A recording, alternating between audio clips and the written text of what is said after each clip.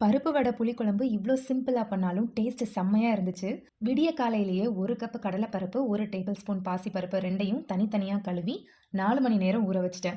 Medium size grinding ஜார்ல 1 teaspoon பெருஞ்சீரகம், 1 பச்சை மிளகாய், 5 பல் பூண்டு போட்டு ஃபர்ஸ்ட் அரைச்சிட்டு, ஊற வச்ச கடலைப்பருப்பு 1 டீஸ்பூன் உப்பு சேர்த்து கொரகொரப்பா அரைச்சிட்டேன். முடிஞ்ச வரைக்கும் கம்மியா தண்ணி விட்டு அரைக்க ட்ரை பண்ணேன். பருப்பு கரெக்ட்டா அரைச்சேன். ஆனா லைட்டா தண்ணி ஜாஸ்தி ஆயிடுச்சு. 2 டேபிள் ஸ்பூன் அரிசி மாவு போட்டு விரவிட்டேன். கருவேப்பில, கட் பண்ண வெங்காயம், ஊற வச்ச பாசிப்பருப்பு சேர்த்து மிக்ஸ் பண்ணியாச்சு. பச்சை மிளகாய், பருப்பு கூடவே அரைச்சு போட்டுட்டேன். ஸோ பசங்களுக்கு வடைய அப்படியே கையில சாப்பிட குடுத்துடுவேன். சின்ன பால் பண்ணிட்டு, உள்ளங்கையில வடை தட்டி எண்ணெய் சூடானதும் மீடியம் ஃப்ளேம்ல வச்சு பொரிச்சு எடுத்துட்டேன். டீ கூட மிட் மார்னிங் ஸ்நாக்கா பாதியா சாப்பிட்டுட்டோம். புளிக்குழம்புக்கு கடுகு, உளுந்து, வெந்தயம், காஞ்ச மிளகாய் போட்டு தாளிச்சு, வெங்காயம், தக்காளி நல்லா வதங்கினதும் உப்பு, மஞ்சள், வத்தல் தூள் போட்டு புளி கரைச்ச தண்ணி விட்டு நல்லா கொதிக்கும் போது வடையை பிச்சு போட்டுட்டேன்.